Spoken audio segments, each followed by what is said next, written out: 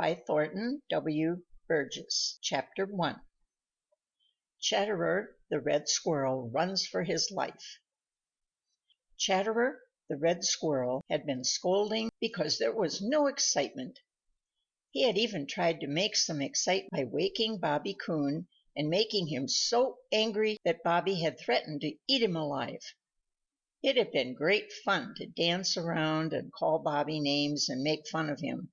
Oh, yes, it had been great fun. You see, he knew all the time that Bobby couldn't catch him if he should try. But now things were different. Chatterer had all the excitement that he wanted. Indeed, he had more than he wanted.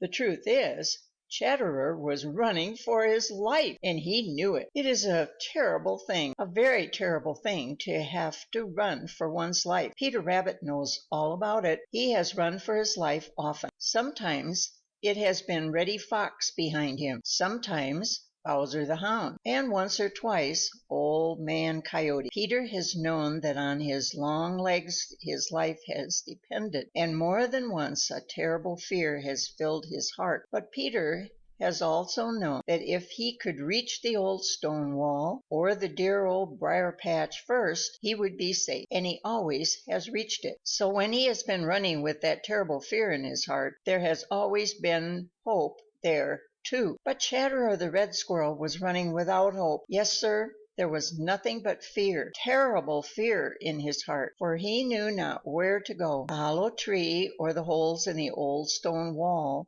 where he would be safe from anyone else. Even Farmer Brown's boy offered him no safety now, for the one who was following him with hunger in his anger-red eyes could go anywhere that he could go into any hole big enough for him to squeeze into. You see, it was Shadow the Weasel from whom Chatterer was running, and Shadow is so slim that he can slip in and out places that even Chatterer cannot get through. Chatterer knew all this, and so, because it was of no use to run to his usual safe hiding places, he ran in just the other direction. He didn't know where he was going. He had just one thought, run and run as long as he could. And then, well, he would try to fight, though he knew it would be of no use. Oh dear, he sobbed as he ran out on the branch of a tree and leaped across to the next tree. I wish I had minded my own business. I wish I had kept my tongue still. Shadow the Weasel wouldn't have known where I was if he hadn't heard my voice. Oh dear me. What can I do? What can I do? Now, in his great fright, Chatterer had run and jumped so hard that he was beginning to grow very tired. Presently, he found that he must make a very long jump to reach the next tree. He had often made as long a jump as this, and thought nothing of it, but now he was so tired that the distance looked twice as great as it really was. He didn't dare stop to run down the tree and scamper across. So he took a long breath, ran swiftly along the branch, and leaped. His hands just touched the tip of the nearest branch of the other tree. He tried his very best to hold on, but he couldn't. Then down fell. He spread himself out as flat as he could, and that saved him a little, but still it was a dreadful fall. And when he landed, it seemed for just a minute as if all the breath was gone from his body. But it wasn't quite, and in another minute he was scrambling up the tree. End of chapter 1. Recording by Jill Ingle. The Adventures of Chatterer the Red Squirrel by Thornton W. Burgess. Chapter 2. Chatterer's Last Chance. Chatterer, still running for his life and without the least hope, suddenly saw a last chance to escape from Shadow the Weasel. That is, he saw something that might offer him a chance. He couldn't be sure until he had tried, and even then he might escape from one danger only to run right into another equally great. What Chatterer saw was a big brown bunch near the top of a tall chestnut tree, and he headed for that tree as fast as ever he could go. What was that big brown bunch? Why, it was Redtail the Hawk, who was dozing there with his head drawn down between his shoulders, dreaming. Now old Redtail is one of Chatterer's deadliest enemies. He is quite as fond of Red Squirrel as is Shadow the Weasel, though he doesn't often try to catch one because there are other things to eat much easier to get. Chatterer had had more than one narrow escape from old Redtail and was very much afraid of him. Yet here he was, running up the very tree in which Redtail was sitting. You see, a very daring idea had come into his head.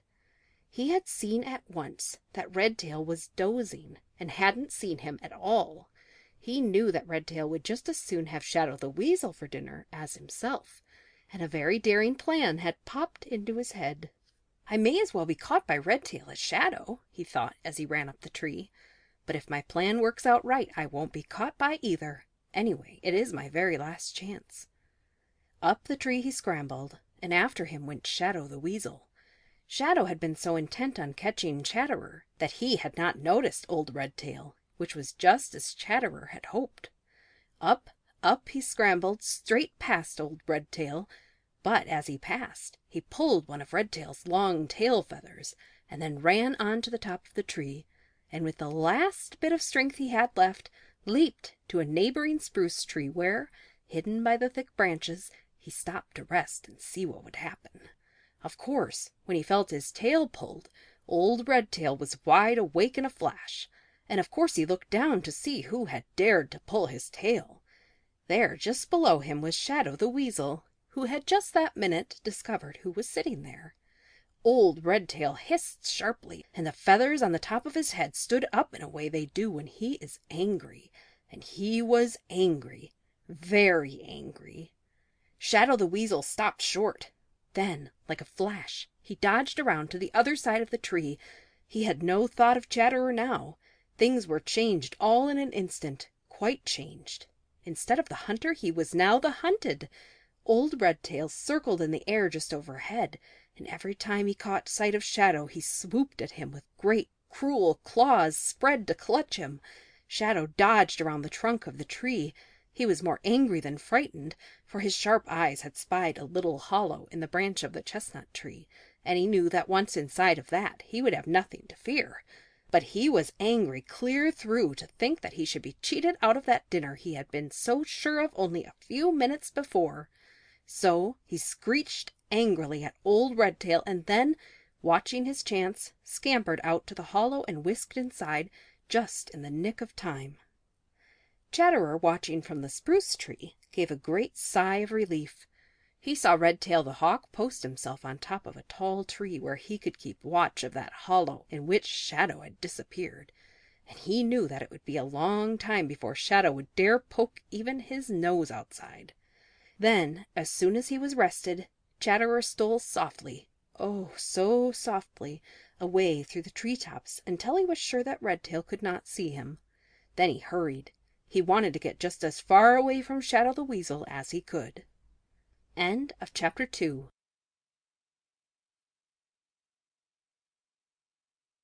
The Adventures of Chatterer the Red Squirrel by Thornton W. Burgess. Chapter 3. Chatterer tells Sammy Jay about Shadow the Weasel. Chatterer hurried through the Green Forest. He didn't know just where he was going. He had but one thought, and that was to get as far away from Shadow the Weasel as he could. It made him have cold shivers all over every time he thought of Shadow. "Seems to me you are in a great hurry," said a voice from a pine tree he was passing. Chatterer knew that voice without looking to see who was speaking. Everybody in the Green Forest knows that voice. It was the voice of Sammy Jay. "It looks to me as if you were running away from someone," jeered Sammy. Chatterer wanted to stop and pick a quarrel with Sammy, as he usually did when they met, but the fear of Shadow the Weasel was still upon him. I am," he said in a very low voice. Sammy looked as if he thought he hadn't heard right. Never before had he known Chatterer to admit that he was afraid, for you know Chatterer is a great boaster. It must be something very serious to frighten Chatterer like that. "What's that?" Sammy asked sharply. "I always knew you to be a coward, but this is the first time I've ever known you to admit it. Who are you running away from?" "Shadow the Weasel," replied Chatterer, still in a very low voice, as if he were afraid of being overheard. "Shadow the Weasel is back in the Green Forest. and I have just had such a narrow escape." "Ho!" cried Sammy. "This is important. I thought Shadow was up in the Old Pasture. If he has come back to the Green Forest, folks ought to know. Where is he now?" Chatterer stopped and told Sammy all about his narrow escape, and how he had left Shadow the Weasel in a hollow of a chestnut tree with Redtail the Hawk watching for him to come out. Sammy's eyes sparkled when Chatterer told him how he had pulled the tail of old Redtail. "And he doesn't know now who did it. He thinks it was Shadow," concluded Chatterer with a weak little grin. "Ho, ho, ho! Ha, ha, ha!" laughed Sammy Jay. "I wish I had been there to see it." Then he suddenly grew grave. "Other folks certainly ought to know that Shadow is back in the Green Forest," said he, "so that they may be on their guard. Then, if they get caught, it is their own fault. I think I'll go spread the news." You see, for all his mean ways, Sammy Jay does have some good in him, just as everybody does, and he dearly loves to tell important news. I wish you would go first of all and tell my cousin Happy Jack the Gray Squirrel," said Chatterer, speaking in a hesitating way. Sammy Jay leaned over and looked at Chatterer sharply. "I thought you and Happy Jack were not friends," said he. "You always seem to be quarreling." Chatterer looked a little confused, but he is very quick with his tongue, is Chatterer. "That's just it," he replied quickly. "That's just it. If anything should happen to Happy Jack, I wouldn't have him to quarrel with, and it is such fun to see him get mad." Now, of course, the real reason why Chatterer wanted Happy Jack warned was because down inside he was ashamed of a dreadful thought that had come to him of leading Shadow the Weasel to Happy Jack's house so that he himself might escape. It had been a dreadful thought, a cowardly thought, and Chatterer had been really ashamed that he should have ever had such a thought. He thought now that if he could do something for Happy Jack, he would feel better about it. Sammy Jay promised to go straight to Happy Jack and warn him that Shadow the Weasel was back in the Green Forest, and off he started, screaming the news as he flew, so that all the little people in the Green Forest might know. Chatterer listened a few minutes and then started on. "Where shall I go?" he muttered. "Where shall I go? I don't dare stay in the Green Forest, for now Shadow will never rest until he catches me." End of Chapter 3. Recording by Jill Engel.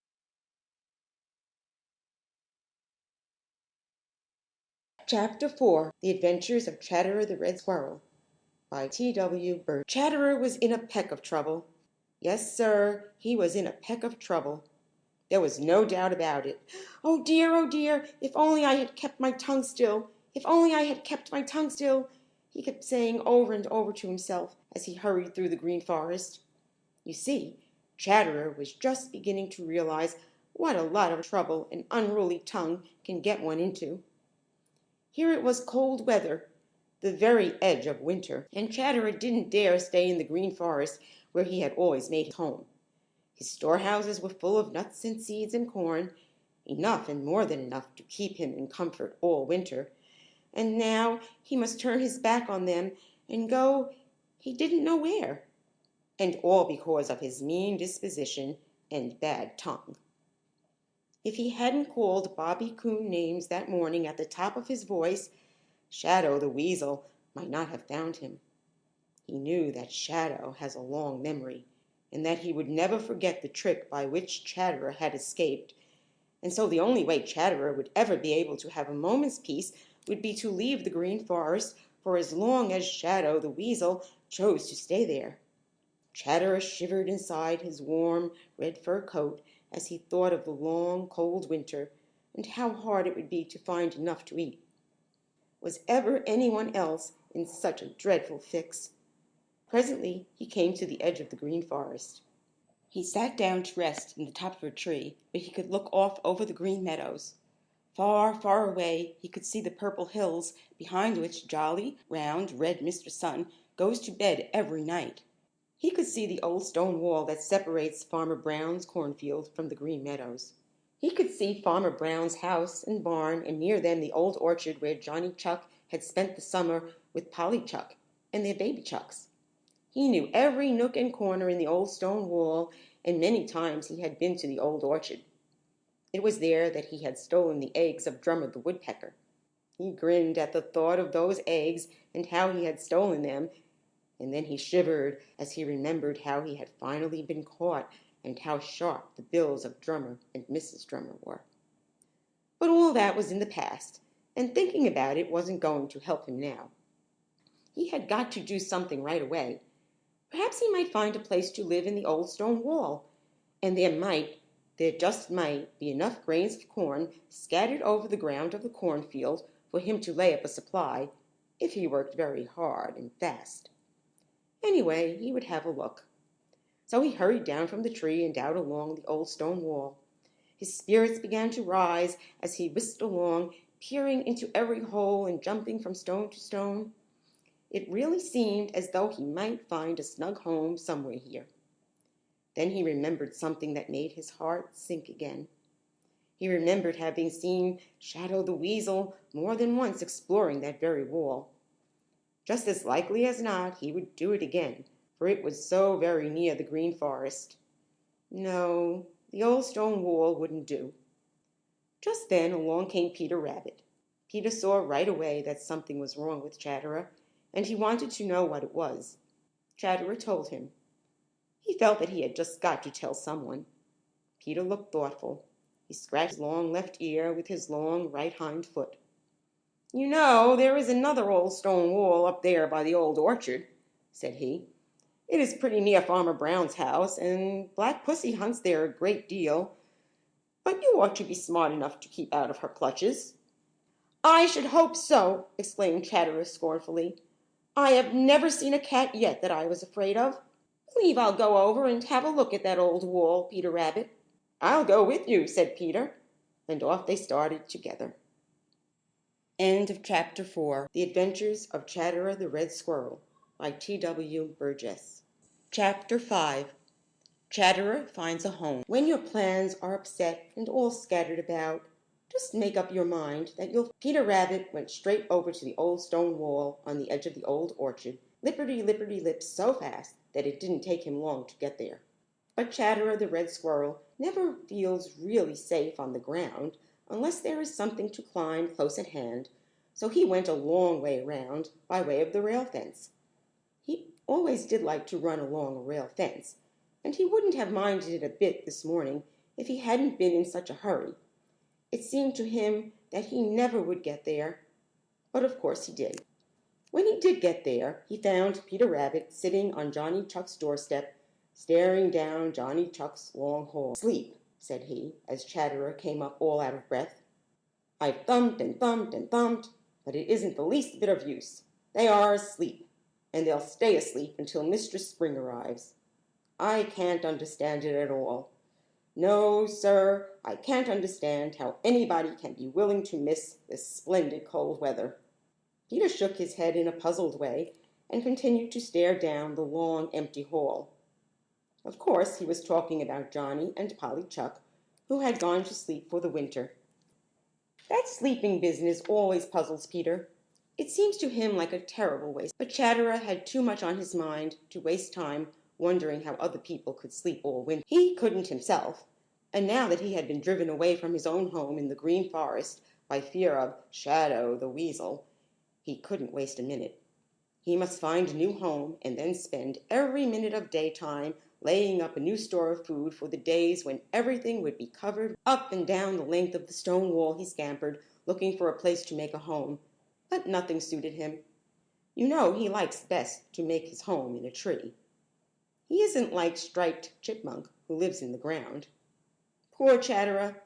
He just couldn't see how he was going to live in the old stone wall. He sat on top of a big stone to rest and think it over. He was discouraged. Didn't seem worth the living. He felt as if his heart had gone way down to his toes. Just then his eyes saw something that made his heart come up again with a great bound right where it ought to be, and just then Peter Rabbit came hopping along. "Have you found a new home yet?" asked Peter. "Yes," replied Chatterer. "I think I have." "That's good," replied Peter. "I was sure you would find one over here. Where is it?" "Have you found a new home yet?" asked Peter. Chatterer opened his mouth to tell Peter and then closed it with a snap. He remembered just in time how hard it is for Peter. If he should tell Peter, it would be just like Peter to tell someone else without meaning to, and then it might get back to Shadow the Weasel. "I'm not going to tell you now, Peter Rabbit," said he. "You see, I don't want anybody to know where it is until I am sure that it will do. But I'll tell you this much," he added as he saw how disappointed Peter looked. "I'm going to live right." Peter brightened up right away. You see, he thought that of course Chatterer meant that he had found a hole in the old stone wall, and he felt very sure that he could find it by... "That's good," he said again. "I'll come see you often. But watch out for Black Pussy. Her claws are very sharp. Now I think I'll be going back to the old briar patch." "Don't tell where I am," called Chatterer. End of chapter 5.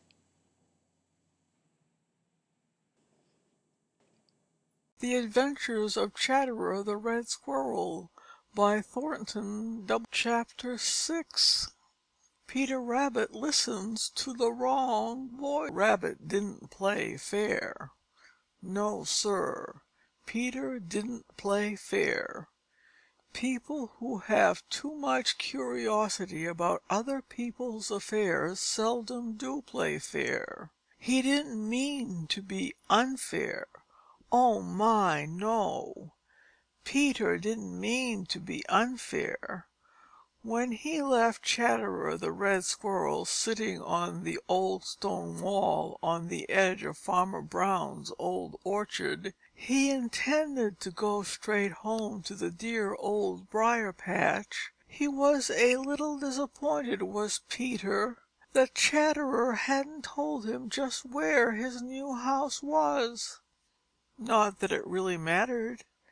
He just wanted to know, that was all. With every jump away from the old stone wall, that desire to know just where Chatterer's new house was seemed to grow. Peter stopped and looked back. He couldn't see Chatterer now because the bushes hid him. And if he couldn't see Chatterer, why, of course, Chatterer couldn't see him. Peter sat down and began to pull his whiskers in a way he has when he is trying to decide something. It seemed as if two little voices were quarreling inside. "Go along home like the good fellow you are, and mind your own business," said. "Steal back to the old wall and watch Chatterer, and so find out just where his new house is. He'll never know anything about it, and there'll be no harm done," said the other little... It was louder than the first voice, and Peter liked the sound. "I believe I will," said he, and without waiting to hear what the first little voice would say to that, he turned about and very carefully and softly back to the old stone wall. Right near it was a thick little... It seemed to Peter that it must have grown there just to give him a hiding place. He crawled under it and lay very flat. He could see along the old stone wall in both directions. Chatterer was sitting just where he was looking in the direction that Peter had gone when he had said good-bye. Peter chuckled to himself. "He's waiting to make sure I have gone before he goes to that new house of his," thought Peter. "This is the time I'll... You ought to be ashamed of yourself, Peter Rabbit. This is none of your business," said that. "You're not doing a bit of harm. Chatterer has no business to try to keep his new house a secret anyway," said the other little voice inside. And because of his dreadful curiosity, Peter liked the sound of that voice best and listened to it. And after a while the first voice grew discouraged and stopped. Chatterer sat where he was for what seemed to Peter a very long time. But by and by he gave a sudden funny little flirt of his tail and ran along the old wall. Then, with a hasty look around, he disappeared. A minute later he popped his head out for another look around, and then disappeared again. He did this 2 or 3 times as if anxious. Peter chuckled to himself. "That's his new house right there," said he to himself. "And now that I know where it is, I think I'll hurry along home to the dear Old Briar patch." He was just getting ready to start when Chatterer popped out of his hole and sat up on a big stone. He was talking out loud, and Peter listened. Then his long ears began to burn, for this is what he heard. "I'm glad that Peter's not a spy, for spies are hateful as can be. It's dreadful how some people try affairs of other folks to see." Chatterer whisked out of sight, and Peter hurried to get away. His ears still burned, and somehow he didn't feel so tickled over the thought that he had discovered Chatterer's secret as he had thought he would. And over in the hole in the old stone wall, Chatterer the Red Squirrel was laughing as if there was some great joke. There was. The joke was on Peter Rabbit. You see, he hadn't discovered Chatterer's new house at all. The end of Peter Rabbit Listens to the Wrong. The Adventures of Chatterer the Red Squirrel by Thornton W. Burgess. Chapter 7. How Chatterer Had Fooled Peter Rabbit. Chatterer the Red Squirrel is a scamp himself, and not to be trusted. Nobody in the Green Forest or on the Green Meadows trusted him, and people who cannot be trusted themselves never trust any one else. Chatterer never does. He is always suspicious.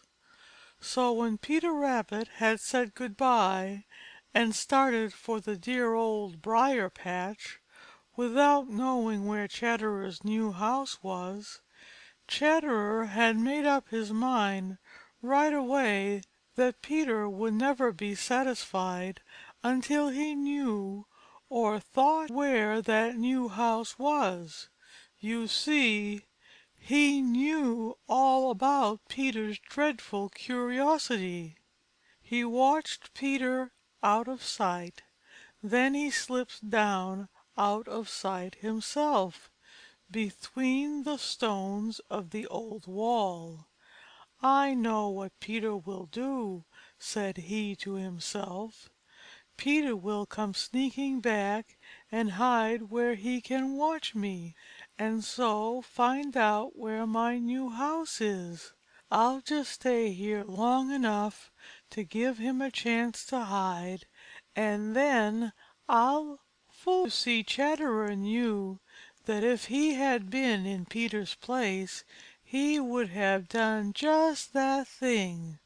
So he waited a little while and then went back to the place where Peter had left him.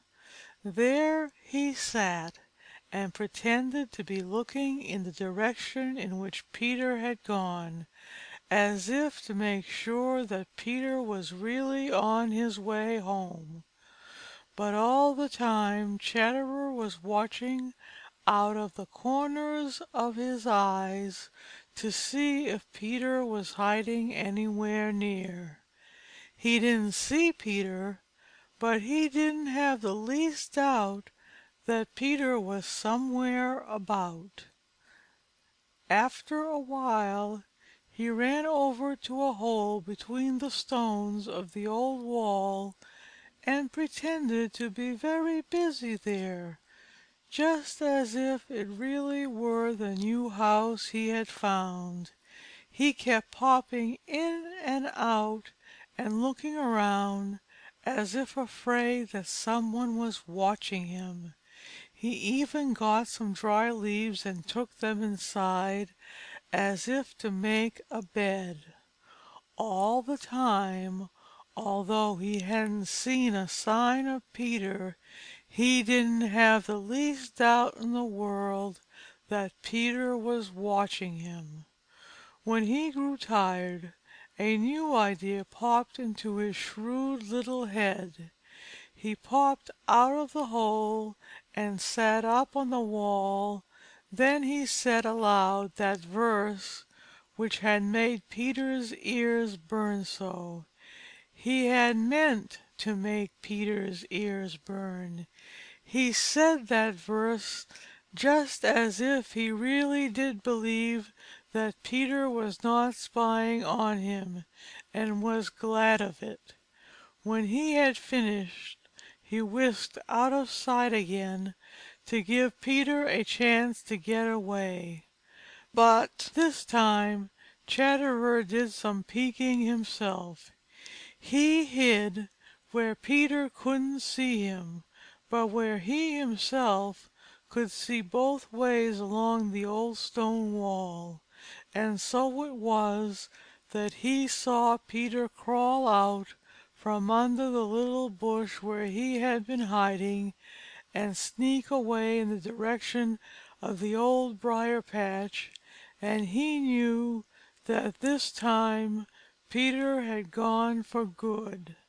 Then Chatterer laughed and laughed to think how he had fooled Peter Rabbit, and wished he could pat himself on the back for being so smart. He didn't think once of how dishonest and mean it was for Peter to spy on him, because, you see, he would have done the same thing himself. One has to have one's wits very sharp these days to keep a secret, chuckled Chatterer. But over in the Old Briar-patch that afternoon Peter Rabbit sat very thoughtful and very much ashamed.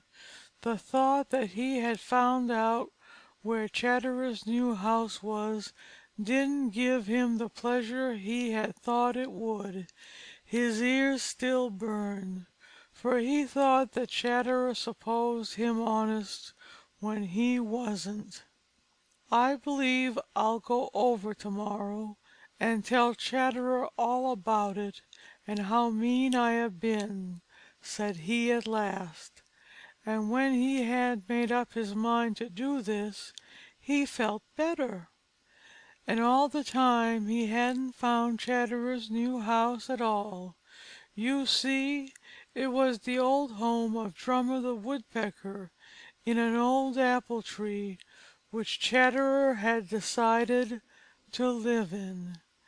End of Chapter 7. Chapter 8. The Adventures of Chatterer the Red Squirrel, by Thornton W. Burgess. Chapter 8. Chatterer grows careless. When you grow careless, even though it be in matters small, old Mr. Trouble, you will find, is bound to make a call. Some people never seem to learn that. You would suppose that after all the trouble and worry Chatterer the Red Squirrel had had, he would have learned a lesson. For a while it seemed as if he had. Morning after morning, before anybody was up in Farmer Brown's house, he visited Farmer Brown's corn crib, taking the greatest care not to be seen and to get back to his home in the Old Orchard before it was time for Farmer Brown's boy to come out and do his morning's work. And in the corn crib he took the greatest care to steal only where what he took would not be missed. The empty cobs from which he had eaten the corn he hid in the darkest corner behind the great pile of yellow corn, where they would not be found until nearly all the corn had been taken from the crib. Oh, he was very sly and crafty, was Chatterer the Red Squirrel, at first. But after a while, when nothing happened, Chatterer grew careless. At first it had seemed very dangerous to go over to the corn crib, but after he had been there often, it didn't seem dangerous at all. Once inside, he would just give himself up to having a good time. He raced about over the great pile of beautiful yellow corn and found the loveliest hiding places in it. Down in a dark corner he made a splendid bed from pieces of husk which hadn't been stripped from some of the ears. It was quite the nicest place he had ever dreamed of, was Farmer Brown's corn crib. He got to feeling that it was his own and not Farmer Brown's at all. The more that feeling grew, the more careless Chatterer became. He dropped a grain of corn now and then, and was too lazy to go down and pick it up, or else didn't think anything about it. Farmer Brown's boy, coming every morning for corn for the hens, noticed these grains, but supposed they were some that had been rubbed from the ears during the handling of them. Then one morning Chatterer dropped a cob from which he had eaten all the corn. He meant to get it and hide it, as he had hidden other cobs, but he didn't want to do it just then. And later, well, then he forgot all about it. Yes, Sir, he forgot all about it until he reached his home in the Old Orchard. "Oh, well," thought Chatterer, "it doesn't matter. I can get it and hide it tomorrow morning." Now a corn cob is a very simple thing. Farmer Brown's boy knew where there was a whole pile of them.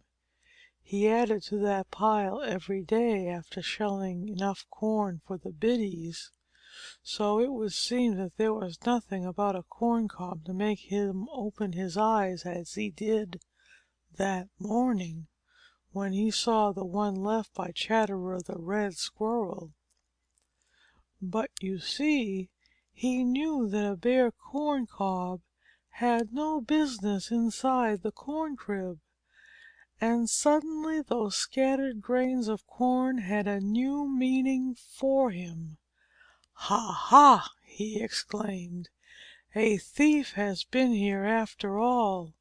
I thought we were safe from rats and mice, and I don't see now how they got in. For I really don't see how they could climb the stone legs of the corn crib. But someone with sharp teeth certainly has been in here. It must be that I have left the door open some time, and a rat has slipped in. I'll just have to get after you, Mr. Rat or Mr. Mouse.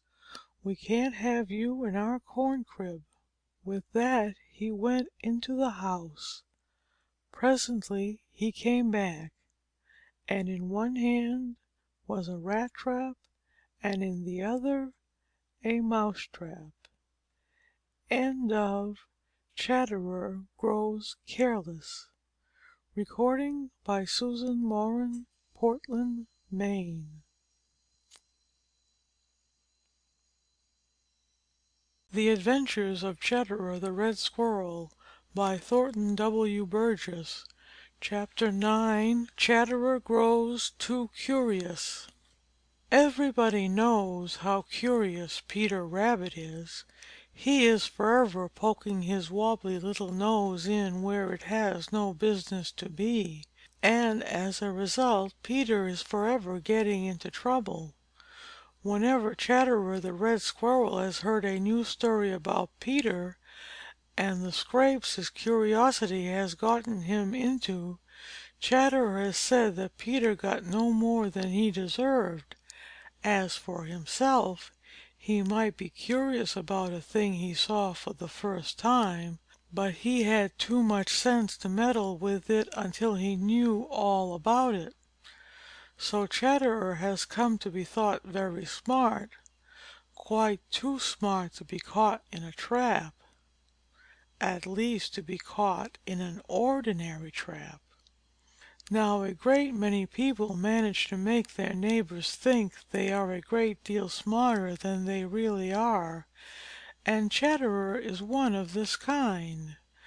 If some of his neighbors could have peeped into Farmer Brown's corn crib the morning after Farmer Brown's boy found the telltale corn cob so carelessly dropped by Chatterer, they would have been surprised. Yes, Sir, they would have been surprised. They would have seen Chatterer the Red Squirrel, the boaster, he of the sharp wits, showing quite as much curiosity as ever possessed Peter Rabbit. Chatterer had come over to the corn crib as usual to get his daily supply of corn. As usual, he had raced about over the great pile of yellow corn. Quite suddenly his sharp eyes spied something that they hadn't seen before. It was down on the floor of the corn crib, quite near the door. Chatterer was sure that it hadn't been there the day before. It was a very queer looking thing, very queer indeed. And then he spied another queer looking thing near it, only this was very much smaller. What could they be? He looked at them suspiciously. They looked harmless enough. They didn't move. He ran a few steps toward them and scolded, just as he scolds at anything new he finds out of doors. Still they didn't move. He ran around on a little ledge where he could look right down on the queer things.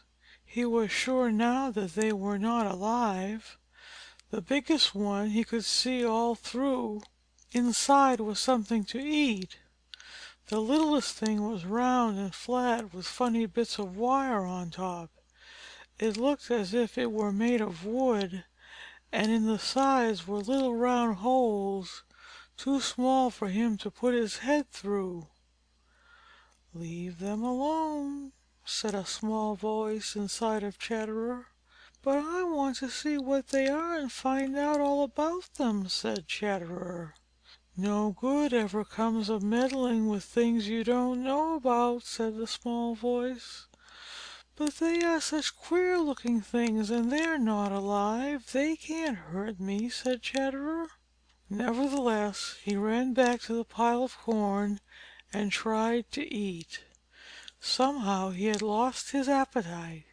He couldn't take his eyes off those two queer things down on the floor. "Better keep away," warned the small voice inside.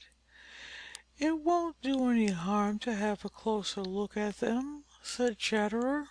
So once more he scrambled down from the pile of corn and little by little drew nearer to the two queer things. The nearer he got, the more harmless they looked. Finally he reached out and smelled of the smallest. Then he turned up his nose. "Smells of mice," muttered Chatterer, "just common barn mice." Then he reached out a paw and touched it. "Pooh!" he said. "It's nothing to be afraid of." Just then he touched one of the little wires, and there was a sudden snap. It frightened Chatterer so that he scurried away. But he couldn't stay away. That snap was such a funny thing, and it hadn't done any harm. You see, he hadn't put his paw in at one of the little holes, or it might have done some harm. Pretty soon he was back again, meddling with those little wires on top. Every once in a while there would be a snap, and he would scamper away. It was very scary and great fun. By and by the thing wouldn't snap any more, and then Chatterer grew tired of his queer plaything and began to wonder about the other queer thing. No harm had come from the first one, so he was sure no harm could come from the other. End of Chatterer Grows Too Curious. Recording by Susan Lauren, Portland, Maine. The Adventures of Chatterer the Red Squirrel by Thornton W. Burgess. Chapter 10. Old Mr. Trouble Gets Chatterer at Last. Of course, you have guessed what it was that Chatterer had been meddling with. It was a mousetrap, and he had sprung it without getting hurt.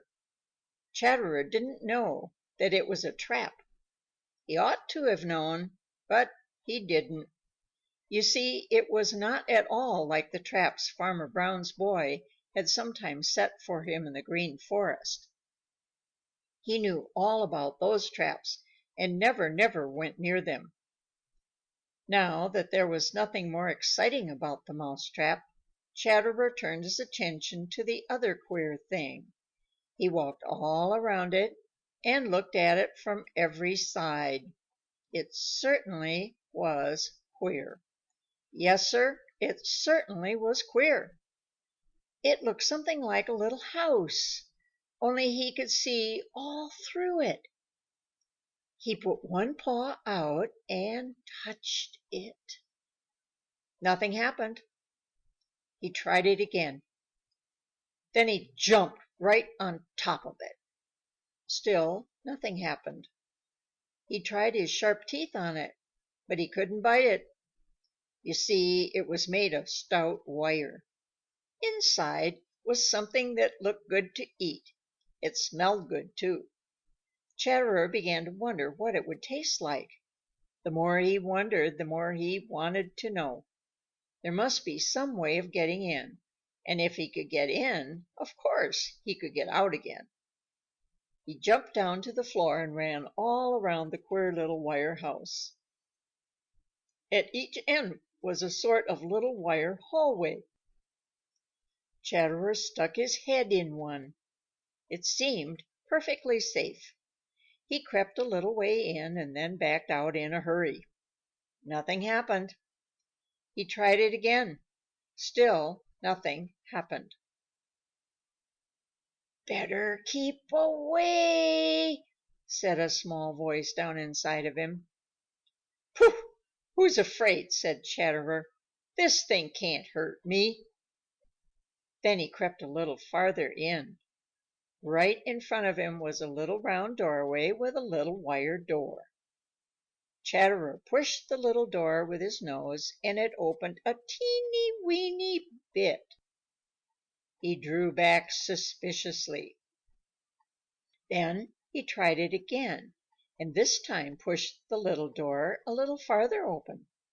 He did this 2 or 3 times until finally he had his head quite inside, and there, right down below him, was that food he so wanted to taste.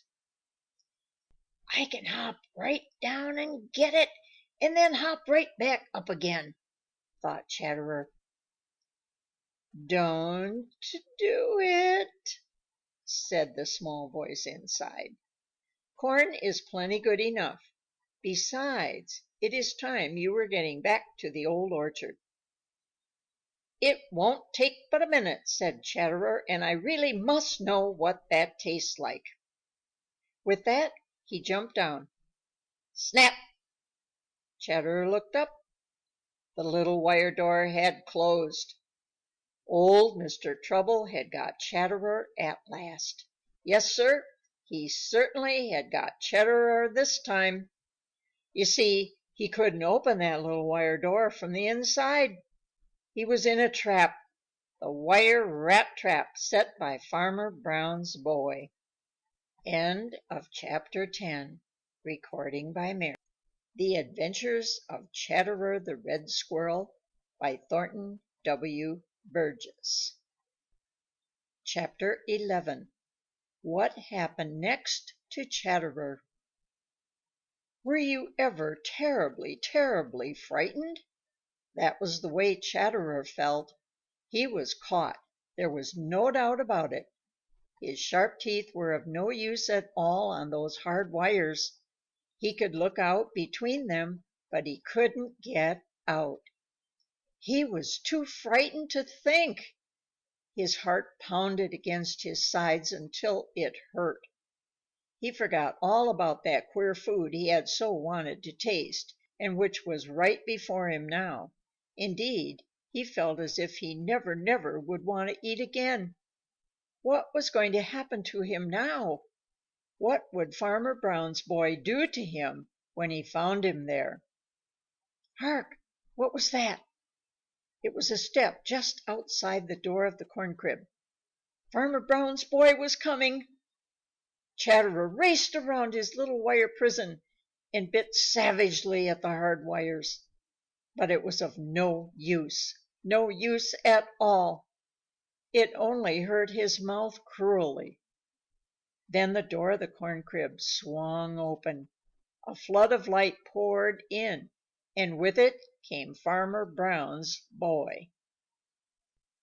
"Hello!" exclaimed Farmer Brown's boy, as he caught sight of Chatterer. "So you are the thief who's been stealing our corn, and I thought it was a rat or a mouse. Well, well, you little red rascal, didn't you know that thieves come to no good end? You're pretty smart, for I never once thought of you, but you were not so smart as you thought. Now, I wonder what we had better do with you." He picked up the trap with Chatterer in it and stepped out into the beautiful great out of doors. Chatterer could see across the dooryard to the old orchard and the familiar old stone wall along which he had scampered so often. They looked just the same as ever, and yet, well, they didn't look just the same, for he couldn't look at them without seeing those cruel wires which were keeping him from them. Farmer Brown's boy put the trap down on the ground and then began to call. "Puss, puss, puss!" called Farmer Brown's boy. Chatterer's heart, which had been thumping so, almost stopped beating with fright. There was Black Pussy, whom he had so often teased and made fun of. Her yellow eyes had a hungry gleam as she walked around the trap and sniffed and sniffed. Never had Chatterer heard such a terrible sound as those hungry sniffs so close to him. Black Pussy tried to put a paw between the wires, and Chatterer saw the great cruel claws. But Black Pussy couldn't get her paw between the wires. "How would you like him for breakfast?" asked Farmer Brown's boy. "Meow," said Black Pussy, arching her back and rubbing against his legs. "I suppose that means that you would like him very much," laughed Farmer Brown's boy. "Do you think you can catch him if I let him out?" "Meow," replied Black Pussy again, and to poor Chatterer it seemed the awfulest sound he had ever heard. "Well, we'll see about it by and by," said Farmer Brown's boy. "There's the breakfast bell, and I haven't fed the biddies yet." End of chapter 11. Recording by Mary. The Adventures of Chatterer the Red Squirrel by Thornton W. Burgess. Chapter 12. Chatterer is sure that this is his last day. There was no hope, not the teeniest, weeniest ray of hope in the heart of Chatterer, as Farmer Brown's boy picked up the wire rat trap and started for the house, Black Pussy the cat following at his heels and looking up at Chatterer with cruel, hungry eyes. Chatterer took a farewell look at the old orchard, and way beyond it the green forest, from which he had been driven by fear of Shadow the Weasel. Then the door of the farmhouse closed and shut it all out.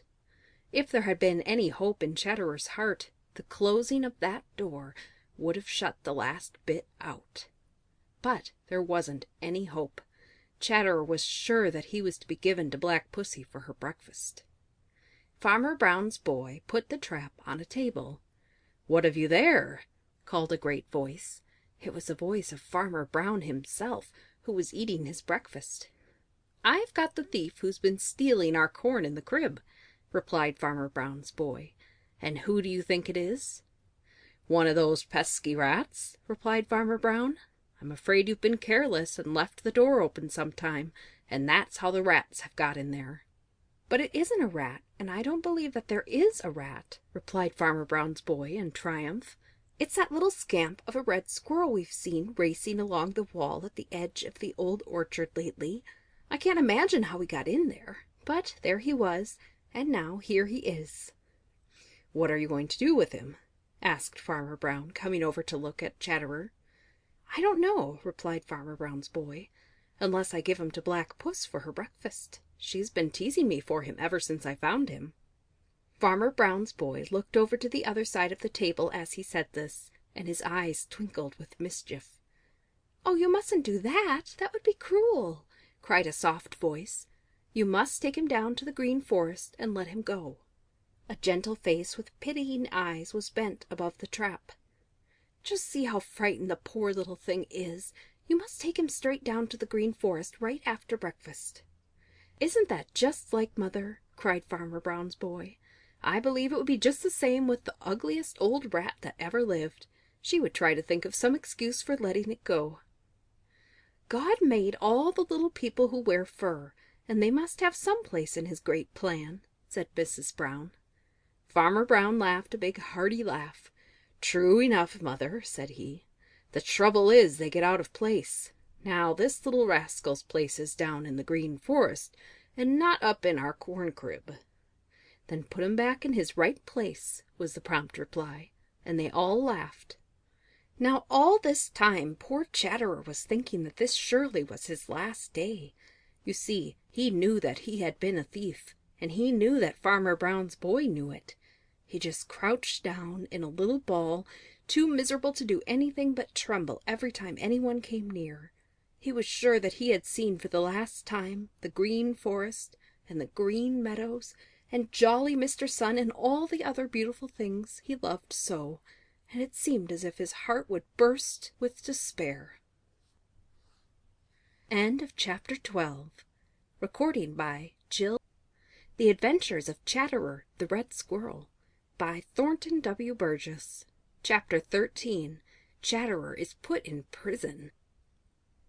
Whoever does a deed that's wrong will surely find some day that for that naughty act of his he'll surely have to pay. That was the way with Chatterer. Of course, he had had no business to steal corn from Farmer Brown's corn crib. To be sure, he had felt that he had just as much right to that corn as Farmer Brown had. You see, the little people of the Green Meadows and the Green Forest feel that everything that grows belongs to them, if they want it and are smart enough to get it before someone else does. But it is just there that Chatterer went wrong.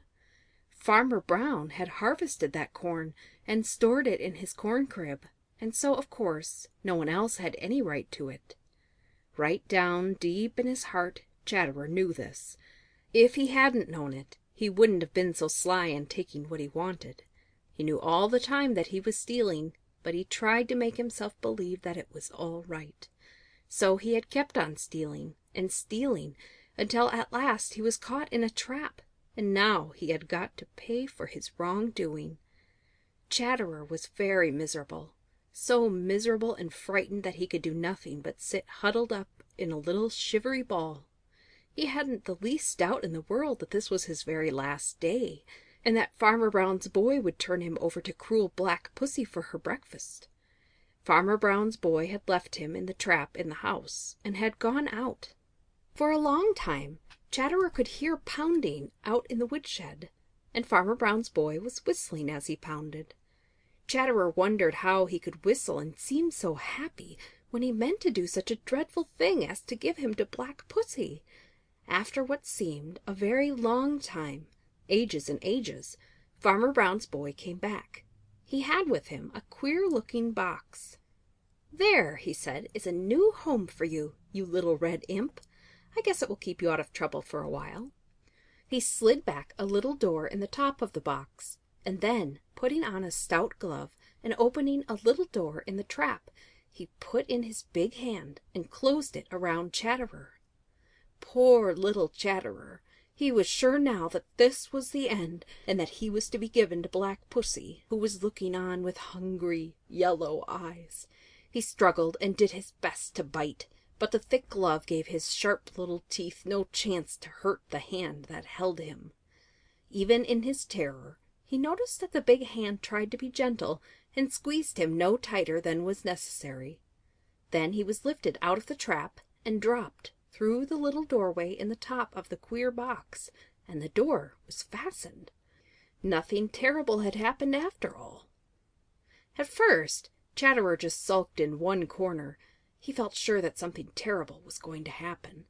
Farmer Brown's boy took the box out into the shed and put it where the sun shone into it. For a little while he stayed watching, but Chatterer still sulked and sulked. By and by he went away, taking Black Pussy with him, and Chatterer was alone. When he was quite sure that no one was about, Chatterer began to wonder what sort of place he was in, and if there wasn't some way to get out. He found that one side and the top were of fine stout wire, through which he could look out, and that the other sides and the bottom were of wood covered with wire, so that there was no chance for his sharp teeth to gnaw a way out. In one corner was a stout piece of an apple tree with two little stubby branches to sit on, and halfway up a little round hole. Very cautiously Chatterer peeped inside the hole. Inside was a splendid hollow. On the floor of the box was a little heap of shavings and bits of rag, and there was a little pile of yellow corn. How Chatterer did hate the sight of that corn! You see, it was corn that had got him into all this trouble. At least, that is the way Chatterer felt about it. When he had examined everything, he knew that there was no way out. Chatterer was in a prison, though that is not what Farmer Brown's boy called it. He said it was a cage. End of chapter 13. Recording by Jill Engel.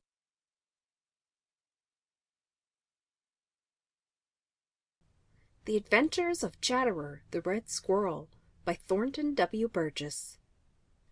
Chapter 14. Chatterer Decides to Live. At first, Chatterer decided that he had rather die than live in a prison, no matter how nice that prison might be. It was a very foolish thing to do, but he had made up his mind that he just wouldn't eat. He wouldn't touch that nice yellow corn Farmer Brown's boy had put in his prison for him. He would starve himself to death. Yes, sir, he would starve himself to death. So, when he found that there was no way to get out of his prison, he curled up in the little hollow stump in his prison, where no one could see him, and made up his mind that he would stay there until he died. Life wasn't worth living if he had got to spend all the rest of his days in a prison. He wouldn't even make himself comfortable. There was that little heap of nice shavings and bits of rag for him to make a nice comfortable bed of, but he didn't touch them. No, sir, he just tried to make himself miserable. Not once that long day did he poke so much as the tip of his nose out of his little round doorway. Ever so many times Farmer Brown's boy came to see him and whistled and called softly to him. But Chatterer didn't make a sound. At last night came, and the woodshed where his prison was grew dark and darker and very still. Now it was about this time that Chatterer's stomach began to make itself felt. Chatterer tried not to notice it, but his stomach would be noticed, and Chatterer couldn't help himself. His stomach was empty, and it kept telling him so. "I'm going to starve to death," said Chatterer to himself over and over. "I'm empty, and there's plenty of food to fill me up if you'll only stop being silly," whispered his stomach. The more Chatterer tried not to think of how good something to eat would taste, the more he did think of it. It made him restless and uneasy. He twisted and squirmed and turned. At last he decided that he would have one more look to see if he couldn't find some way to get out of his prison. He poked his head out of the little round doorway. All was still and dark. He listened, but not a sound could he hear. Then he softly crept out and hurriedly examined all the inside of his prison once more. It was of no use. There wasn't a single place where he could use his sharp teeth. "There's that little pile of corn waiting for me," whispered his stomach. "I'll never touch it," said Chatterer fiercely. Just then he hit something with his foot, and it rolled. He picked it up, and then put it down again. It was a nut, a plump hickory nut. 2 or 3 times he picked it up and put it down, and each time it was harder than before to put it down. I'd like to taste one more nut before I starve to death," muttered Chatterer, and almost without knowing it, he began to gnaw the hard shell. When the nut was finished, he found another, and when that was gone, still another. Then he just had to taste a grain of corn. The first thing Chatterer knew, the nuts and the corn were all gone, and his stomach was full. Somehow he felt ever so much better. He didn't feel like starving to death now. I believe I'll wait a bit and see what happens," said he to himself. "And while I'm waiting, I may as well be comfortable." With that, he began to carry the shavings and rags into the hollow stump, and soon had as comfortable a bed as ever he had slept on. Chatterer had decided to live. End of chapter 14. Recording by Jill Ingle. The Adventures of Chatterer the Red Squirrel by Thornton W. Burgess. Chapter 15. Farmer Brown's Boy Tries to Make Friends. Nobody lives who's wholly bad. Some good you'll find in every heart. Your enemies will be your friends, if only you will do your part. All his life, Chatterer the Red Squirrel had looked on Farmer Brown's boy as his enemy, just as did all the other little people of the Green Meadows, the Green Forest, and the Smiling Pool. They feared him, and because they feared him, they hated him. So whenever he came near, they ran away. Now, at first, Farmer Brown's boy used to run after them for just one thing, because he wanted to make friends with them, and he couldn't see how he was ever going to do it unless he caught them. After a while, when he found that he couldn't catch them by running after them, he made up his mind that they didn't want to be his friends, and so he began to hunt them, because he thought it was fun to try to outwit them. Of course, when he began to do that, they hated him and feared him all the more. You see, they didn't understand that really he had one of the kindest hearts in the world, and he didn't understand that they hated him just because they didn't know him. So, when Chatterer had been caught in the trap in Farmer Brown's corn crib, he hadn't doubted in the least that Farmer Brown's boy would give him to Black Pussy or do something equally cruel. And even when he found that he was only to be kept a prisoner in a very comfortable prison with plenty to eat and drink, he wasn't willing to believe any good of Farmer Brown's boy. Indeed, he hated him more than ever, if that were possible. But Farmer Brown's boy was very patient. He came to Chatterer's prison ever so many times a day, and whistled and clucked and talked to Chatterer. And he brought good things to eat. It seemed as if he were all the time trying to think of some new treat for Chatterer. He never came without bringing something. At first, Chatterer would hide in his hollow stump as soon as he saw Farmer Brown's boy coming, and wouldn't so much as peek out until he had gone away. When he was sure that the way was clear, he would come out again, and always he found some delicious fat nuts or some other dainty waiting for him. After a little, as soon as he saw Farmer Brown's boy coming, Chatterer began to wonder what good things he had brought this time, and would grow terribly impatient for Farmer Brown's boy to go away so that he could find out. By and by it got so that he couldn't wait, but would slyly peep out of his little round doorway to see what had been brought for him. Then one day Farmer Brown's boy didn't come at all. Chatterer tried to make himself believe that he was glad. He told himself that he hated Farmer Brown's boy, and he hoped that he never, never would see him again. But all the time he knew that it wasn't true. It was the longest day since Chatterer had been a prisoner. Early the next morning, before Chatterer was out of bed, he heard a step in the woodshed, and before he thought what he was doing, he was out of his hollow stump to see if it really was Farmer Brown's boy. It was, and he had 3 great fat nuts which he dropped into Chatterer's cage. It seemed to Chatterer that he just couldn't wait for Farmer Brown's boy to go away. Finally he darted forward and seized one. Then he scamped to the shelter of his hollow stump to eat it. When it was finished, he just had to have another. Farmer Brown's boy was still watching, but somehow Chatterer didn't feel so much afraid. This time he sat up on one of the little branches of the stump and ate it in plain sight. Farmer Brown's boy smiled, and it was a pleasant smile. "I believe we shall be friends after all," said he. End of chapter 15. Recording by Jill Ingle.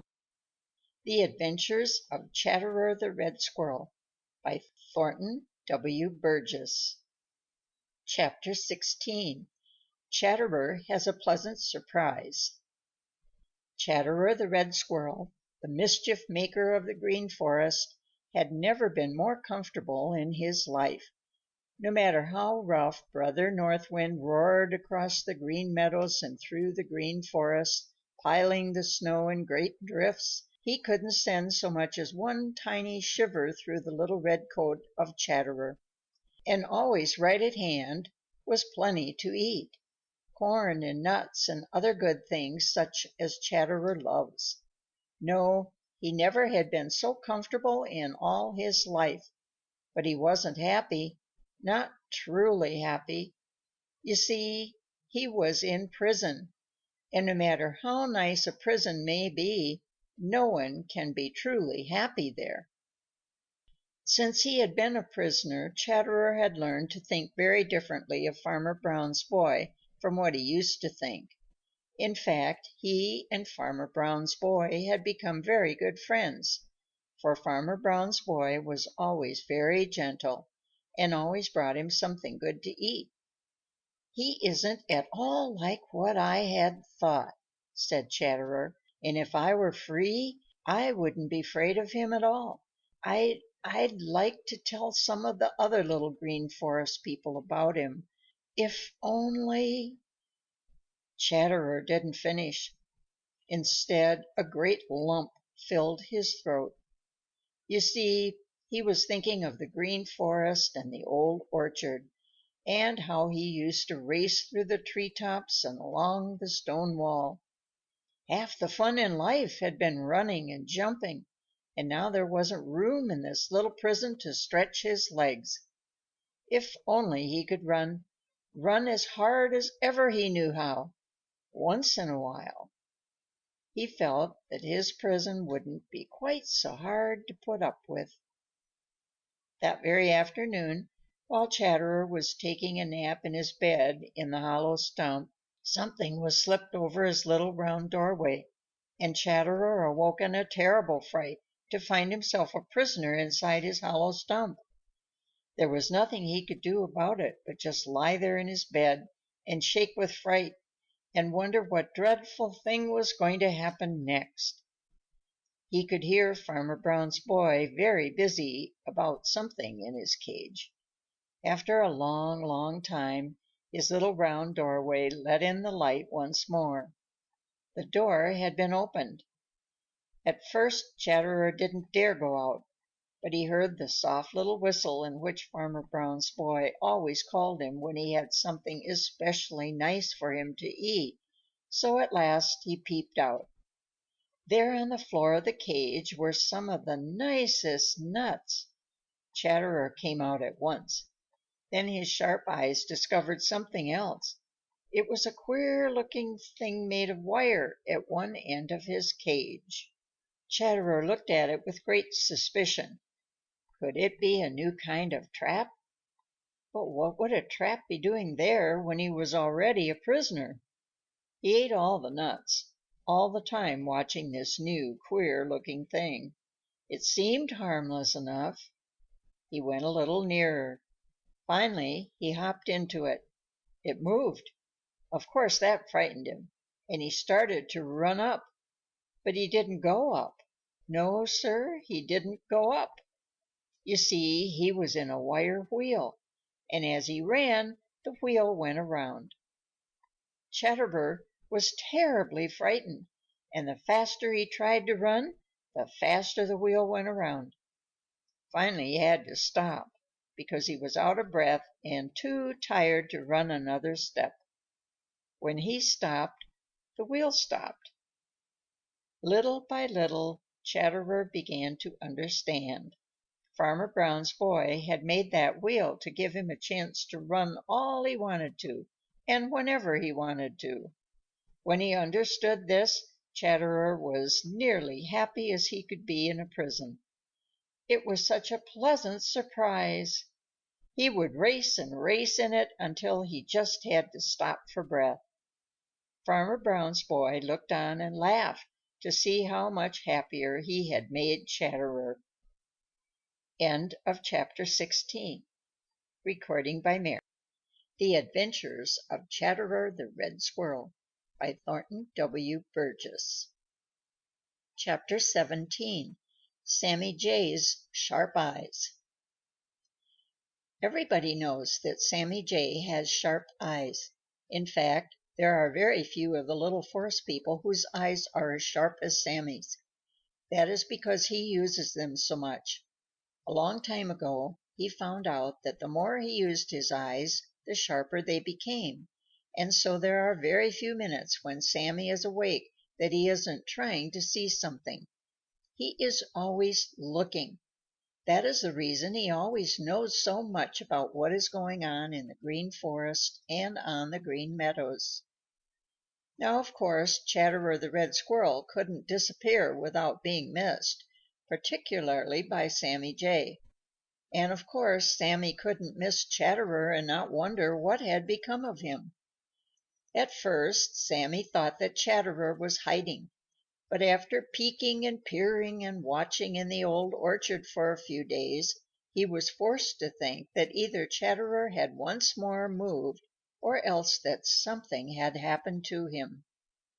Perhaps Shadow the Weasel has caught him after all, thought Sammy, and straightway flew to a certain place in the Green Forest where he might find Shadow the Weasel.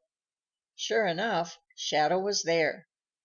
Now, of course, it wouldn't do to ask right out if Shadow had caught Chatterer, and Sammy was smart enough to know it.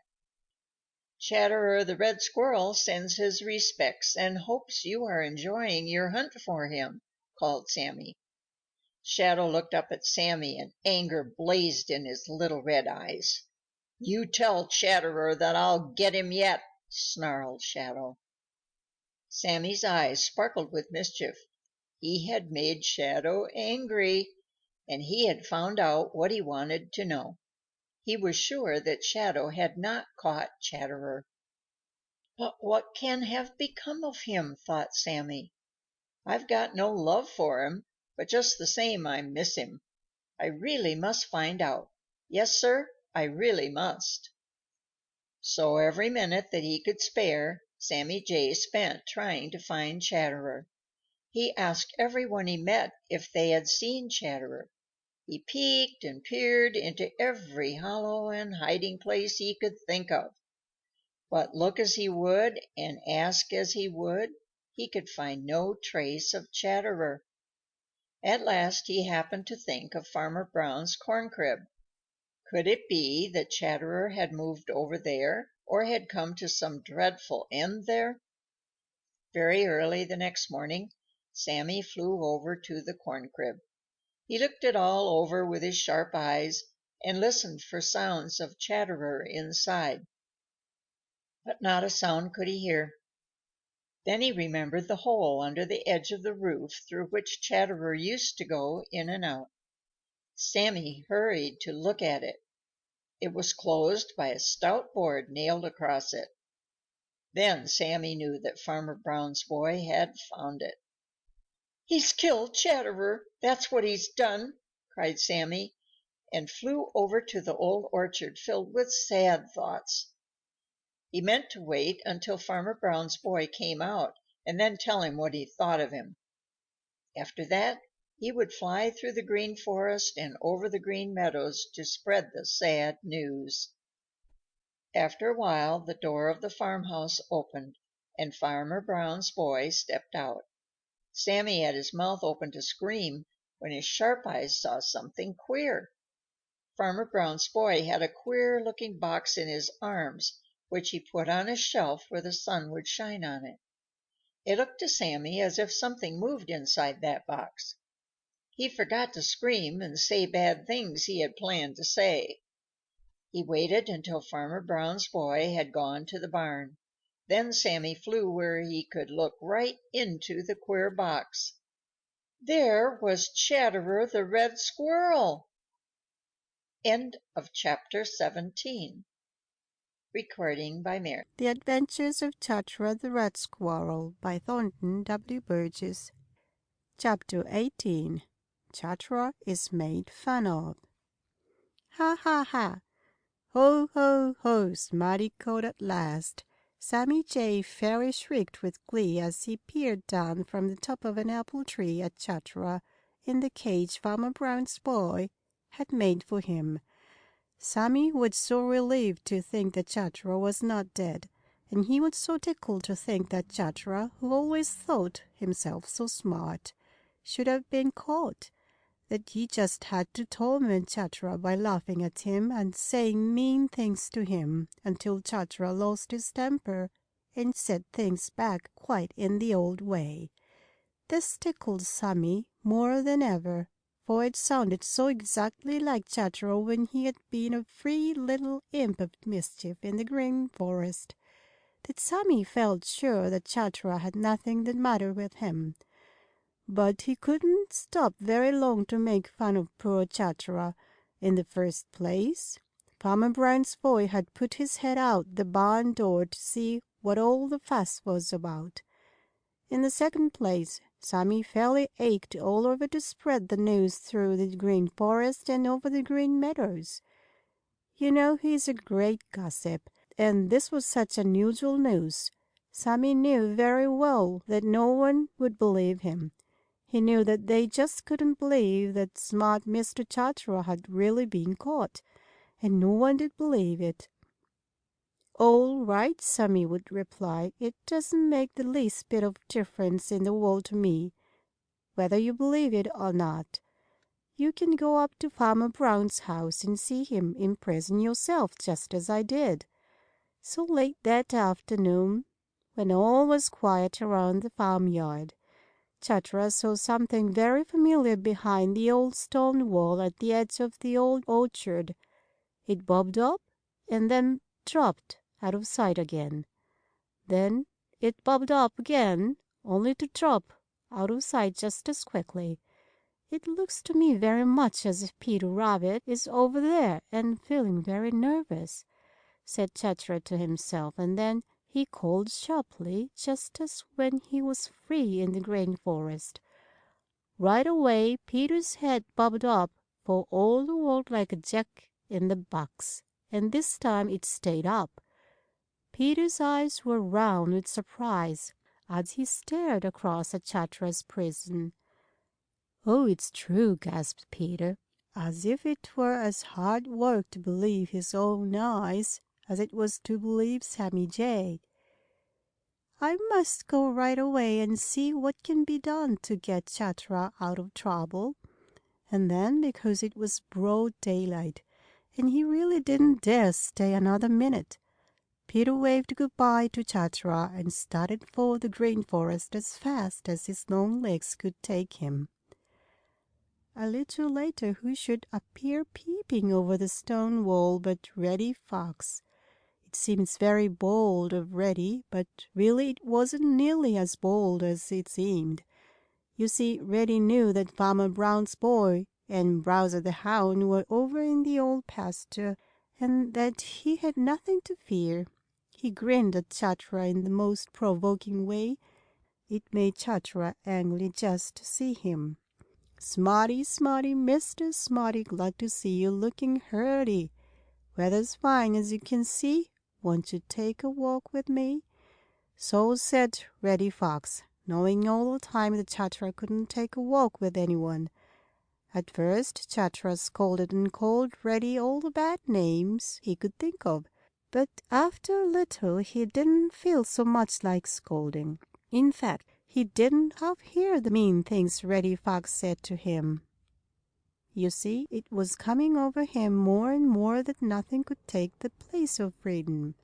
He had a comfortable home, plenty to eat, and was safe from every harm. But he was a prisoner, and having these visitors made him realize it more than ever.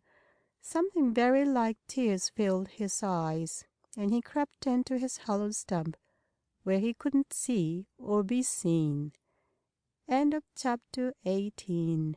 The Adventures of Chatterer the Red Squirrel by Thornton W. Burgess. Chapter 19. Peter Rabbit Tries to Help. Peter Rabbit is one of the kindest-hearted little people of the Green Forest or the Green Meadows. He is happy-go-lucky, and his dreadful curiosity is forever getting him into all kinds of trouble. Perhaps it is because he has been in so many scrapes himself that he always feels sorry for others who get into trouble. Anyway, no sooner does Peter hear of someone in trouble than he begins to wonder how he can help them. So just as soon as he found out for himself that Sammy Jay had told the truth about Chatterer the Red Squirrel, and that Chatterer really was in a prison at Farmer Brown's house, he began to think and think to find some way to help Chatterer.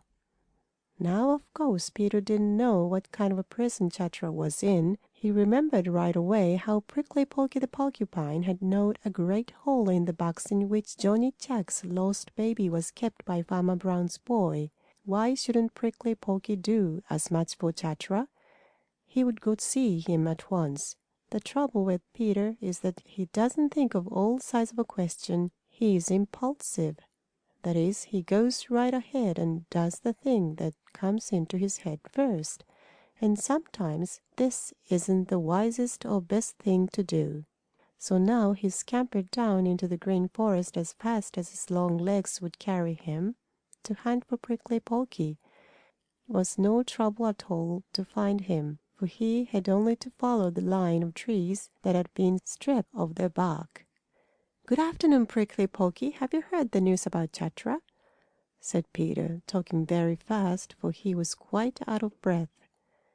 "Yes," replied Prickly Porky. "Serves him right. I hope it will teach him a lesson." Peter's heart sank. "Don't you think it is dreadful?" he asked. "Just think, he will never be able to run and play in the Green Forest again unless we can get him out." "So much the better," grunted Prickly Porky. "So much the better. He always was a nuisance. Never did see such a fellow for making trouble for other people. No, sir, I never did. The rest of us can have some peace now. Serves him right." Prickly Porky went on chewing bark as if Chatterer's trouble was no concern of his. Peter's heart sank lower still. He scratched one long ear slowly with a long hind foot, which is a way he has when he is thinking very hard. He was so busy thinking that he didn't see the twinkle in the dull little eyes of Prickly Porky, who really was not so hard-hearted as his words sounded. After a long time, during which Peter thought and thought, and Prickly Porky ate and ate, the latter spoke again. "What have you got on your mind, Peter?" he asked. I was just thinking how perfectly splendid it would be if you would go up there and gnaw a way out of his prison for Chatterer," replied Peter timidly. "Huh?" grunted Prickly Porky. "Huh? Some folks think my wits are pretty slow, but even I know better than that. Put on your thinking cap again, Peter Rabbit. Why can't you? You are not afraid of Browser the Hound or Farmer Brown's boy, and everybody else is, excepting Jimmy Skunk," persisted Peter. "For the very good reason that if I could gnaw into his prison, Chatterer could gnaw out. If he can't gnaw his way out with those sharp teeth of his, I certainly can't gnaw in. Where's your common sense, Peter Rabbit?" "That's so. I hadn't thought of that," replied Peter slowly and sorrowfully. "I must try to think of some other way to help Chatterer." "I'd be willing to try if it was of any use, but it isn't," said Prickly Porky, who didn't want Peter to think that he really was as hard-hearted as he had seemed at first. So Peter bade Prickly Porky goodbye and started for the dear Old Briar patch to try to think of some other way to help Chatterer. On the way he waked up Uncle Billy Possum and Bobby Coon, but they couldn't give him any help. "There really doesn't seem to be any way I can help," sighed Peter. And there really wasn't. End of chapter 19. The Adventures of Chatterer the Red Squirrel by Thornton W. Burgess. Chapter 20. Chatterer has another great surprise. Chatterer had never had so many surprises, good surprises, in all his life, as since the day he had been caught in a trap in Farmer Brown's corn crib. In the first place, it had been a great surprise to him that he had not been given to Black Pussy, as he had fully expected to be. Then had come the even greater surprise of finding that Farmer Brown's boy was ever and ever so much nicer than he had thought. A later surprise had been the wire wheel in his cage, so that he could run to his heart's content. It was such a pleasant and wholly unexpected surprise that it had quite changed Chatterer's feelings towards Farmer Brown's boy. The fact is, Chatterer could have been truly happy but for one thing. He was a prisoner. Yes, sir, he was a prisoner, and he couldn't forget it for one moment while he was awake. He used to watch Farmer Brown's boy and wish with all his might that he could make him understand how dreadful it was, but Farmer Brown's boy couldn't understand what Chatterer said, no matter how hard Chatterer tried to make him. He seemed to think that Chatterer was happy. He just didn't understand that not all the good things in the world could make up for the loss of freedom, that it is better to be free, though hungry and cold, than in a prison. Chatterer had stood it pretty well and made the best of things, until Sammy Jay had found him, and Reddy Fox had made fun of him, and Peter Rabbit had peeped at him from behind the old stone wall. The very sight of them going where they pleased and when they pleased had been too much for Chatterer. And such a great longing for the Green Forest and the Old Orchard filled his heart that he could think of nothing else. He just sat in a corner of his cage and looked as miserable as he felt. He lost his appetite. In vain Farmer Brown's boy brought him the fattest nuts and other dainties. He couldn't eat for the great longing for freedom that filled his heart until it seemed ready to burst. He no longer cared to run in the new wire wheel which had given him so much pleasure at first. He was homesick, terribly homesick. Farmer Brown's boy noticed it, and his face grew sober and thoughtful. He watched Chatterer when the latter didn't know that he was about, and if he couldn't understand Chatterer's talk, he could understand Chatterer's actions. He knew that he was unhappy and guessed why.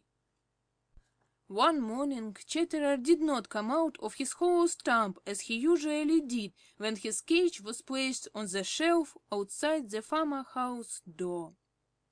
He just didn't feel like it. He stayed curled up in his bed for a long, long time, too sad and miserable to move. At last he crawled up and peeped out of his little round doorway. Chatterer gave a little gasp and rubbed his eyes. Was he dreaming? He scrambled out in a hurry and peeped through the wires of his cage. Then he rubbed his eyes again and rushed over to the other side of the cage for another look. His cage wasn't on the usual shelf at all. It was on the snow-covered stone wall at the edge of the old orchard. Chatterer was so excited he didn't know what to do. He raced around the cage. Then he jumped into the wire wheel and made it spin round and round as never before. When he was too tired to run any more, he jumped out. And right then he discovered something he hadn't noticed before. The little door in the top of his cage was open. It must be that Farmer Brown's boy had forgotten to close it when he put in Chatterer's breakfast. Chatterer forgot that he was tired. Like a little red flash, he was outside and whisking along the snow-covered stone wall straight for his home in the old orchard. "Chicory, chicory, chicory!"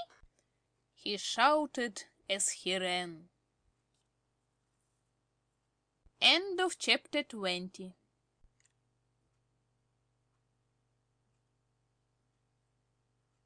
The Adventures of Chatterer the Red Squirrel by Thornton W. Burgess. Chapter 21. Chatterer Hears the Small Voice. The very first of the little meadow and forest people to see Chatterer, after he had safely reached the old orchard, was Tommy Tit the Chickadee. It just happened that Tommy was very busy in the very apple tree in which was the old home of Drummer the Woodpecker, when Chatterer reached it. You know, Chatterer had moved into it for the winter, just a little while before he had been caught in the corn crib by Farmer Brown's boy. Yes, sir, Tommy was very busy indeed.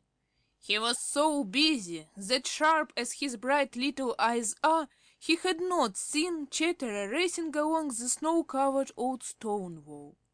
It wasn't until he heard Chatterer's claws off the trunk of the apple tree that Tommy saw him at all. Then he was so surprised that he lost his balance and almost turned a somersault in the air before he caught another twig. You see, he knew all about Chatterer and how he had been kept a prisoner by Farmer Brown's boy. Why? Is this really you, Chatterer?" he exclaimed. "However did you get out of your prison? I'm glad, ever and ever so glad that you got away." Chatterer flirted his tail in the saucy way he has, and his eyes twinkled. Here was just the best chance ever to boast and brag. He could tell Tommy Tit how smart he had been, smart enough to get away from Farmer Brown's boy. Tommy Tit would tell the other little people, and then everybody would think him just as smart as Uncle Billy Possum. And you know, Uncle Billy really was smart enough to get away from Farmer Brown's boy after being caught. Everybody knew that he had been a prisoner. And now that he was free, everybody would believe whatever he told them about how he got away. Was there ever such a chance to make his friends and neighbors to say, "What a smart fellow he is"? Chatterer stopped. Then he began again. You see, it was this way. Somehow Chatterer couldn't say what he had meant to say. It seemed as if Tommy Tit's bright, merry eyes were looking right into his head and heart and could see his very thoughts. Of course they couldn't. The truth is that little small voice inside, which Chatterer had so often refused to listen to when he was tempted to do wrong, was talking again.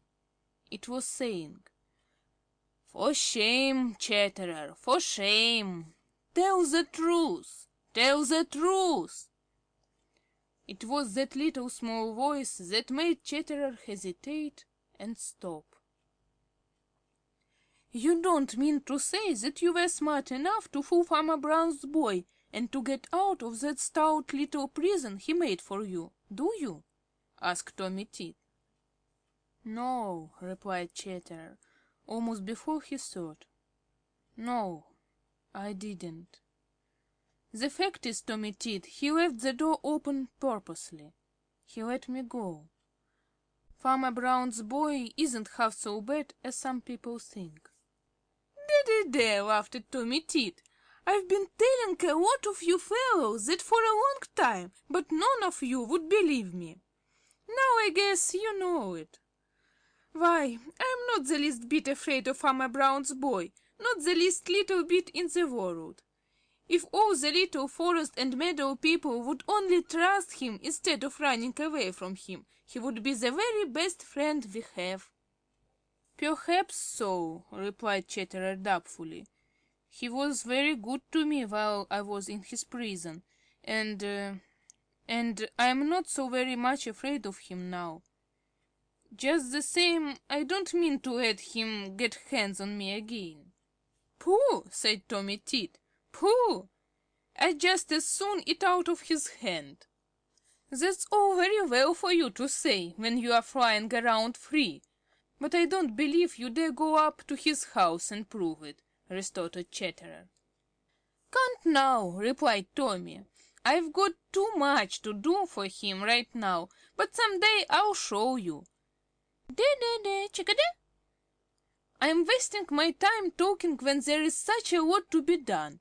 I'm clearing his apple trees of insect eggs." "Got it, you little red scamp!" shouted a voice behind him. Then Chatterer knew that Farmer Brown's boy had not left the little door open by mistake, but had given him his freedom. And right then he knew that they were going to be the best of friends. End of chapter 21. The Adventures of Chatterer the Red Squirrel by Thornton W. Burgess. Chapter 22. Tommy Tit Makes Good His Boast. "Dee-dee-dee, chickadee, see me!" Tommy Tit the chickadee kept saying this over and over as he flew from the Green Forest up through the Old Orchard on his way to Farmer Brown's dooryard, and his voice was merry. In fact, his voice was the merriest, cheeriest sound to be heard that bright, snapping, cold morning. To be sure, there were other voices, but they were not merry, nor were they cheery. There was the voice of Sammy Jay, but it sounded peevish and discontented. There was the voice of Blacky the Crow, but it sounded harsh and unpleasant. And there was the voice of Chatterer the Red Squirrel, but Chatterer was just scolding from his habit, and his voice was not pleasant to hear. So everyone who heard Tommy Tit's cheery voice that cold winter morning just had to smile. Yes, sir, they just had to smile. Even Sammy Jay and Blacky the Crow. They just couldn't help themselves. When Tommy reached the stone wall that separated the old orchard from Farmer Brown's dooryard, his sharp eyes were not long in finding Peter Rabbit and Happy Jack the Gray Squirrel and Chatterer hiding in the old wall, where they could peep out and see all that happened in Farmer Brown's dooryard. Looking back through the old orchard, he saw what looked like a little bit of blue sky flitting silently from tree to tree. It was Sammy Jay. Over in the very top of a tall maple tree, a long way off, was a spot of black. Tommy didn't need to be told that it was Blacky the Crow, who didn't dare come any nearer. Tommy fairly bubbled over with joy. He knew what it all meant. He knew that Peter Rabbit and Happy Jack and Chatterer and Sammy Jay and Blacky the Crow had come to see him make good his boast to Chatterer that he would eat from the hand of Farmer Brown's boy. and that not one of them really believed that he would do it. He tickled all over and cut up all sorts of capers just for pure joy. Finally, he flew over to the maple tree that grows close by Farmer Brown's house. "Dee-dee-dee, chickadee, see me," called Tommy Tit, and his voice sounded cheerier than ever and merrier than ever. The door of Farmer Brown's house opened, and out stepped Farmer Brown's boy and looked up at Tommy Tit, and the look in his eyes was gentle and good to see. He pursed his lips, and from them came the softest, sweetest whistle. It sounded like Phoebe. Peter Rabbit pinched himself to be sure that he was awake, for it was Tommy Tit's own love note, and if Peter had not been looking straight at Farmer Brown's boy, he would have been sure that it was Tommy himself who had whistled. "Phoebe," whistled Farmer Brown's boy again. Replied Tommy Tit, and it was hard to say which whistle was the softest and sweetest. "Phoebe," whistled Farmer Brown's boy once more, and held out his hand. It was a cracked hickory nut. "Dee-dee-dee, see me," cried Tommy Tit, and flitted down from the maple tree right onto the hand of Farmer Brown's boy, and his bright little eyes twinkled merrily as he helped himself to a bit of the nut meat. Peter Rabbit looked at Happy Jack, and Happy Jack looked at Chatterer, and all three acted as if they couldn't believe their own eyes. Then they looked back at Farmer Brown's boy, and there on his head sat Tommy Tit. "Dee-dee-dee, chickadee, see me," called Tommy Tit, and his voice was merrier than ever, for he had made good his boast. End of chapter 22. Recording by Francis Brown. The Adventures of Chatterer the Red Squirrel by Thornton W. Burgess. Chapter 23. Chatterer Grows Very, Very Bold. I'm not afraid. I am afraid. I'm not afraid. I am afraid. I'm not afraid. Chatterer kept saying these two things over and over and over again to himself. You see, he really was afraid, and he was trying to make himself believe that he wasn't afraid. He thought that perhaps if he said ever and ever so many times that he wasn't afraid, he might actually make himself believe it. The trouble was that every time he said it, a little voice, a little truthful voice down inside, seemed to speak right up and tell him that he was afraid. Poor Chatterer! It hurt his pride to have to own to himself that he wasn't as brave as little Tommy Tit the Chickadee.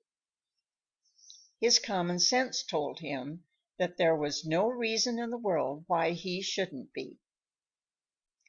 Tommy Tit went every day and took food from the hand of Farmer Brown's boy. It seemed to Chatterer and to Happy Jack the Gray Squirrel and to Peter Rabbit and to Sammy Jay and to Blacky the Crow, all of whom had seen him do it, as if it were the very bravest thing they had ever seen, and their respect for Tommy Tit grew wonderfully. But Tommy Tit himself didn't think it brave at all. No, sir, Tommy knew better. You see, he has a great deal of common sense under the little black cap he wears. It may have been brave of me to do it the first time, thought he to himself, when the others told him how brave they thought him, but it isn't brave of me now, because I know that no harm is going to come to me from Farmer Brown's boy. There isn't any bravery about it, and it might be just the same way with Chatterer and all the other little forest and meadow people, if only they would think so, and give Farmer Brown's boy half a chance. Chatterer was beginning to have some such thoughts himself, as he tried to make himself think that he wasn't afraid.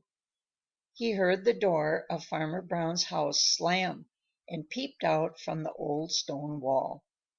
There was Farmer Brown's boy with a big fat hickory nut held out in the most tempting way. And Farmer Brown's boy was whistling the same gentle little whistle he had used when Chatterer was his prisoner, and he had brought good things for Chatterer to eat.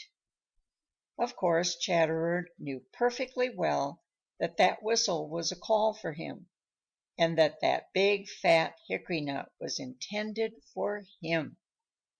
Almost before he thought, he had left the old stone wall and was halfway over to Farmer Brown's boy. Then he stopped short.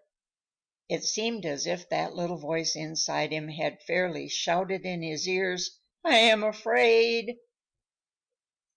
It was true. He was afraid. He was right on the very point of turning to scurry back to the old stone wall when he heard another voice. This time it wasn't a voice inside. No, indeed. It was a voice from the top of one of the apple trees in the old orchard, and this is what it said: "Coward, coward, coward." It was Sammy Jay speaking. Now, it is one thing to tell yourself that you are afraid, and it is quite another thing to be told by someone else that you are afraid. "No such thing! No such thing! I am not afraid!" scolded Chatterer. And then to prove it, he suddenly raced forward, snatched the fat hickory nut from the hand of Farmer Brown's boy, and was back in the old stone wall. It was hard to tell which was the most surprised, Chatterer himself, Farmer Brown's boy, or Sammy Jay. "I did it! I did it! I did it!" boasted Chatterer. "You don't dare do it again, though," said Sammy Jay, in the most provoking and unpleasant way. "I do, too," snapped Chatterer, and he did it. And with the taking of that second fat nut from the hand of Farmer Brown's boy, the very last bit of fear of him left Chatterer, and he knew that Tommy Tit the Chickadee had been right all the time when he insisted that there was nothing to fear from Farmer Brown's boy. "Why," thought Chatterer, "if I would have let him, he would have been my friend long ago." And so he would have. And this is all about Chatterer the Red Squirrel for now. Sammy Jay insists that it is his turn now, and so the next book will be about his adventures. End of chapter 23, and end of the adventures of Chatterer the Red Squirrel by Thornton W. Burgess. Recording by Mary.